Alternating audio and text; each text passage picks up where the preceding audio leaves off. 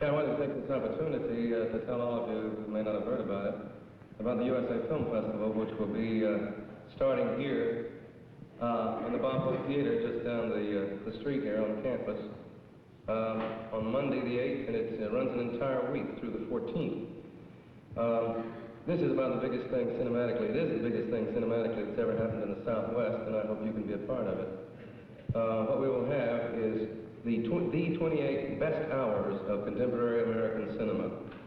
Everything, our judges just spent a week. They came from all over New York, West Coast, and everywhere, all the film critics that really are in the country, choosing out of 150 hours of film, the 28 best hours.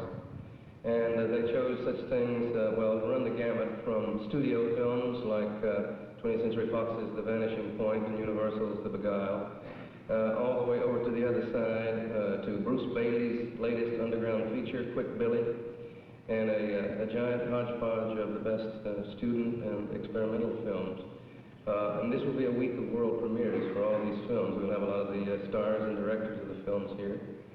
And the thing that I want to make clear to you is that you can see everything either in the daytime or in the evening. You can either go from 10 o'clock in the morning until 5:30 in the evening, or you can start at 6 in the evening and go until and see everything. Here, I don't have a column. I'm not a reviewer. I'm a person who writes about film 4 or 5 times a year in rather long pieces, or does a book or something of that sort. When I go to a film, I go with absolutely no expectations of which could be related to turning on or turning off. I like to look and see what is happening in all the films I see. And I only expect that, well, in a given year, what can one expect? Perhaps if one's lucky, there's a good film that year. I mean, a really ecstatic film. Maybe it takes 2 or 3 years. But I think we lose a lot by having to make quick decisions by the year's 10 best list or something. I mean, how can there be 10 best films in a year? How can there be 10 decent films in a year? There aren't 10 decent books in any year. There aren't 5 great epic poems of the month. So what I'm really concerned with are those few moments in the cinema when the cinema becomes an art on a mature level with the other arts. That is, when it reaches the high level of the best of contemporary writing or the best of contemporary painting or poetry. And this happens rather rarely. So I don't go with expectations of being turned on or turned off, but just to see what's being done, what's happening, to think about it.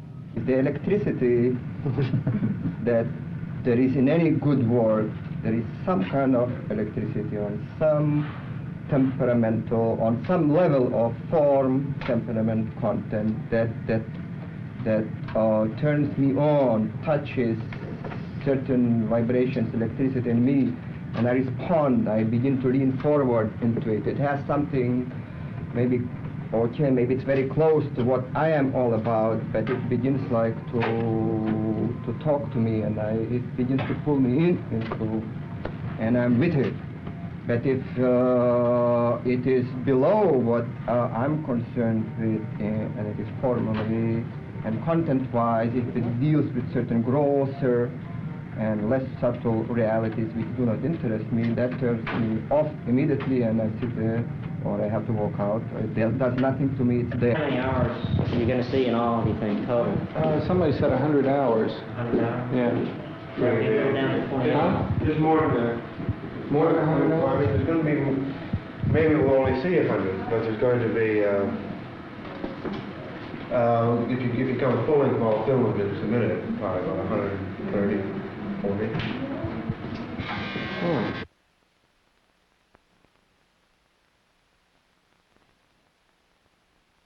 We ready? Yeah, I think this is the last part. That's what we're all on. Last part. Is this 4 1? Oh, that's pretty good. Oh, well.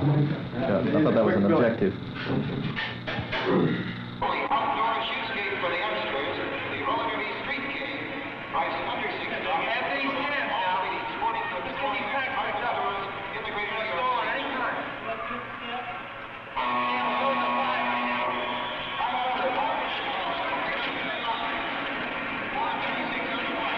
Derby came in, this is a film I liked very much. It was the last film we saw, and we'd seen about half a day of real bad stuff, and then Derby came along, and I was in love again. It just takes one film to make you appreciate it all over again.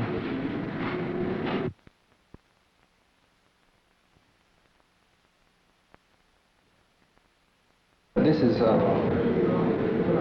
getting to be a little like work, seeing all these films, one right after another. From scratch here, so that you've got another time to do it. Next year, I think it'll go a little better. I mean, this is a film that, like, he's working on for 5 years or so, and waiting a long time to see it. He did a major film, that much I can tell you. Have y'all shown it yet in New York? No, it's just brand new. It's just brand new? Just brand new, just shown in San Francisco, and World premiere? just about, well, the Berkeley Museum opened with it. Takes so little to push him over the edge. You need... Every once in a while, there's a human being, kind of an identifiable piece of a human being in there, and I guess that's what... I thought I saw a bosom early on, but I must... Yeah, no, there was really You start to see that after That's right. these movies. Was it pendulous? Everything begins to look like Was it bosom. pendulous? I walked out because they were Was dirty. it pendulous? No, well, it was hard to tell. It was just- That was the same one I saw. I think it was functional. Hey, well, I'll go in and take a look and see. Okay.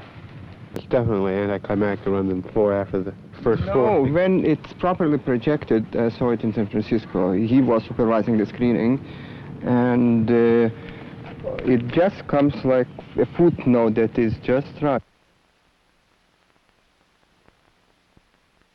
The film I liked the most was, Brandy and the Wilderness.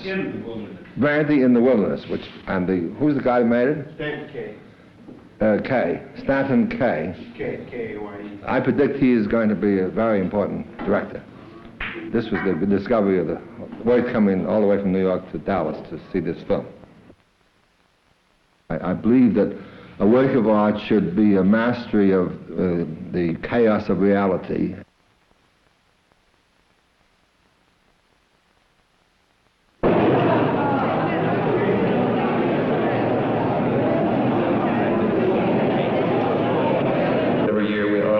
A great American director. This year it's George Stevens. And every morning and every evening we're doing a retrospective of his films, including Shane, Giant, A Place in the Sun, Alice Adams, and all of his best films. And he, of course, will be here too. If everybody would like to take about a 5-minute break, we'll be back in here to talk with George Stevens and begin the showing of Shane. USA Film Festival is that we have a festival designated the USA Film Festival, brought about with such excellent concept and energy that has gone into the development of this one. And I'm very happy and gratified to be able to be this much of a part of it here. Well, I leave the room? I say to George that I think he's the only person I know that I actually have met, I knew for 35 years. And that's a heck of a long time. I've seen you through a lot, George, I must say. I'm proud of what I've accomplished here.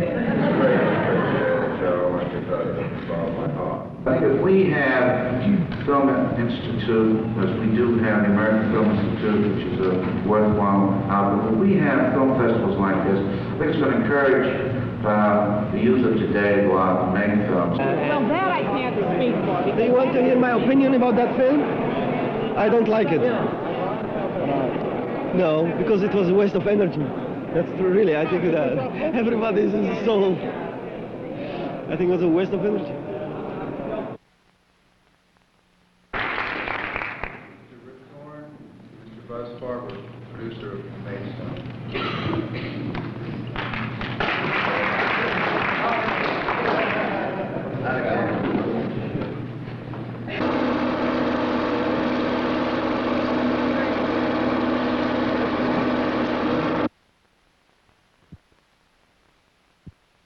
In a way, I think this redeems, for me, it redeems a week of viewing that in a way that everything else didn't.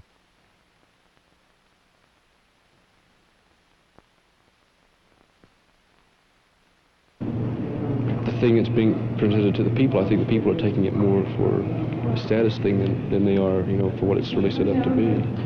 I don't know how. I can't agree with you, only because of really specific examples. I left here 2 nights ago, and sitting up here was Rex Reed with a bunch of kids. 13 different scripts, and we would just shoot a page out of whatever script we liked that day. You know, we had a totally irresponsible director who really didn't know what he was doing, and it made it very difficult. I mean, I'm not a really professional actor like Rick is, so I don't know how to get in there and, you know, just do my own thing.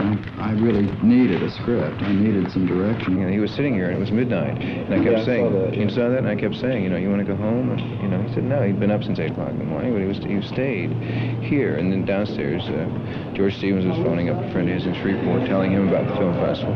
The projectionist was running the projectionist choice that night, which got all the cops around here pissed off because they had to keep the lights on in the building late. No, it was very flexible, very much of the people, serving the people at the festival. I feel this thing has really become a community. Okay, well, Newsreel is a group of, right now, there are three main offices in the United States. That's all we have so far in the United States. One in San Francisco, which is the one I'm from, one in New York, and one in Boston. And we have a new one in Yellow Springs, Ohio. And it's a group of people that came together about, I guess, 3 years ago, started in New York. And with the idea of starting a group of filmmakers, a collective of filmmakers, to make films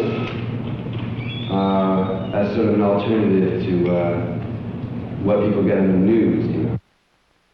Director that told his cameraman to keep shooting even though the clowns came over. Yeah, so that is interesting. I told you right. Because sometimes, I think one thing, as Dan was talking about his preoccupation with filmmaking, I think there's one thing that's very important, somebody take charge. Count it down, 15, 14, 13, 12, 11, 10, 9, 8, 7, 6, 5, 4, 3, 2, 1, go.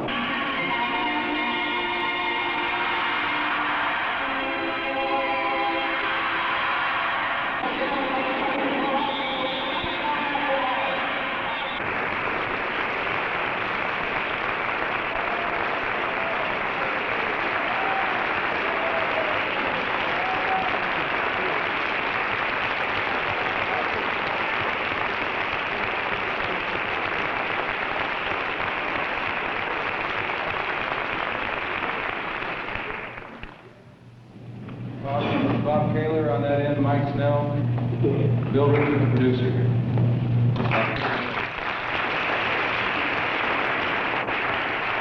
Boston Halsey, which came out this year, 5 easy pieces. There's a film called All-American Boy, which John Voight plays a part-time service station attendant. A film called Deadhead Miles, with Alan Arkin playing a big truck driver. Do you find there is a return to, instead of the movies about New York or movies about fancy people, movies about common people and the strength of the values, that America seems to be turning inward on itself? Yes, I agree. I'm from a similar kind of background as Mike, and I find a very personal thing in the film, and I think that's the reason I'm into this kind of thing. I mean, the film was something made out of nothing into what it is, you know, very successful, and I think will be a success. Mike Snell's life is the fulfillment of the American dream. Somebody who can do that.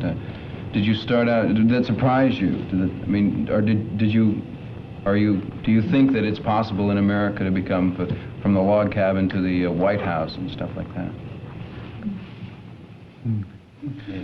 Yeah, I don't. That wasn't in front at all. I mean. No, it started out as a semi-American nightmare. So I think the basic thing today to not show the technique. It should look like there's no camera, no lights, no crew around. And I think whoever can achieve it the best, he's the best cameraman today.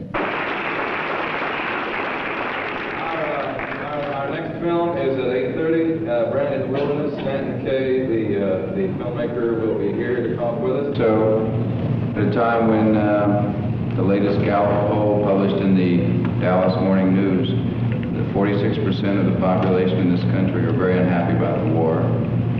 I'm very happy we have a picture of us at war.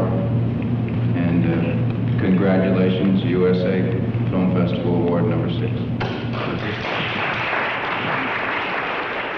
Elizabeth and I, both brunettes, had 3 blonde children. I'm happy that's an afterthought that didn't develop in your mind in that picture. Just around the other members of the cast. There's a question over here. Are you satisfied with it? Like, I really thought it was beautiful, but do you think that? Or, like, are you dissatisfied? Does it hurt you to see it? It's, the film is not, the film is no more real than any other artwork is. I actually like Stanton Kay's thing best, the Friend in the Wilderness. Now, tonight's film I enjoyed. I think it's probably the first film that's done that way. I mean, those of you interested in the technical part, it was shot in negative color, 7254, and we went straight to what's called a CRI blow-up, which is a color reversal and a negative blow-up. You know, everything seems to work well in it. I mean, just from a technical point of view. And the sound is good. For a motion picture, something of how people look, how they live, and their homeliness, their manner and their way of doing, and most importantly, this notable symbol of that violent period, the 6-shooter.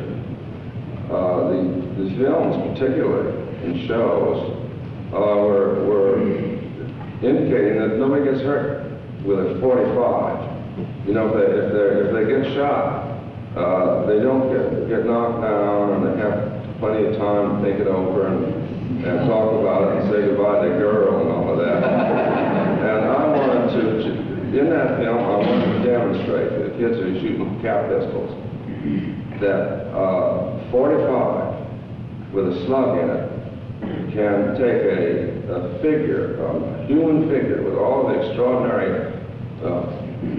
mechanism of this remarkable object, and with a snap of the finger, destroy it and produce play on the ground. Killing? There was no killing done.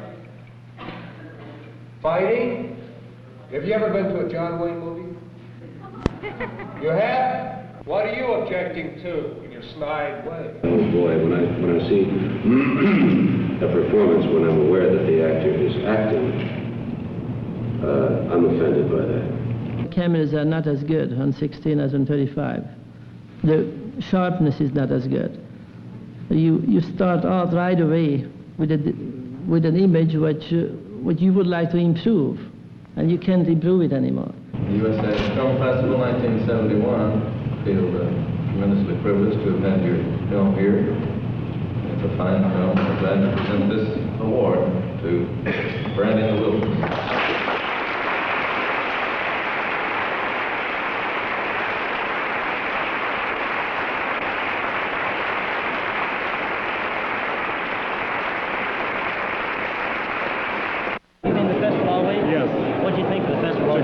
Great festival. You saw it all week? All week.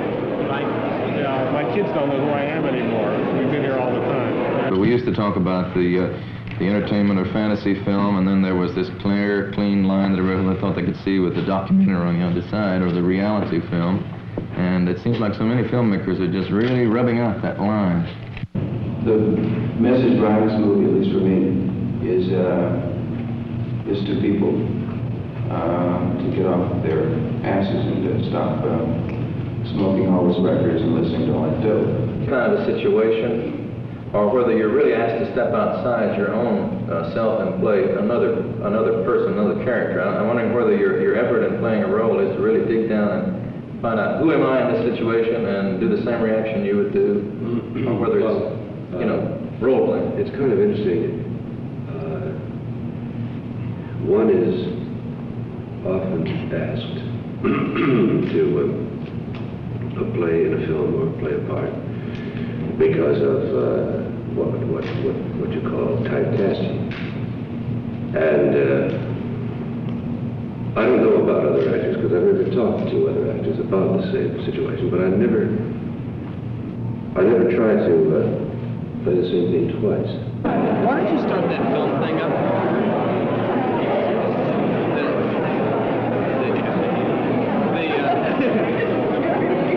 But the audience brings the film to life. The audience is the film.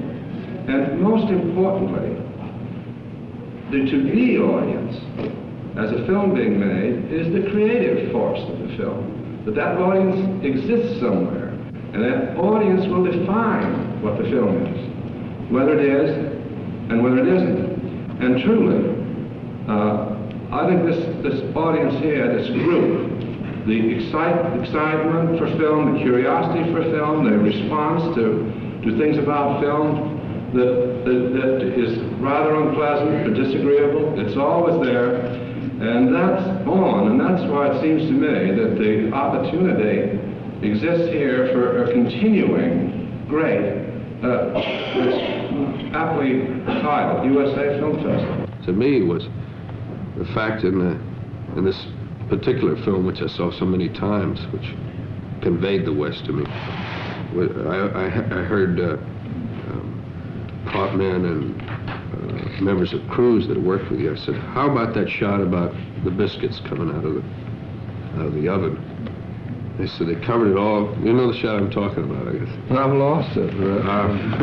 In the trim bins. All right, I got one last thing to say, and I've said it once before today. I'll repeat it to you again. I bring you a message from Dennis Hopper, which made me feel the same way. I just finished working on a film with Dennis. He said to tell you that you're a king, Mr. Stevens, because you make everyone that you work with feel like they are kings, and that's true.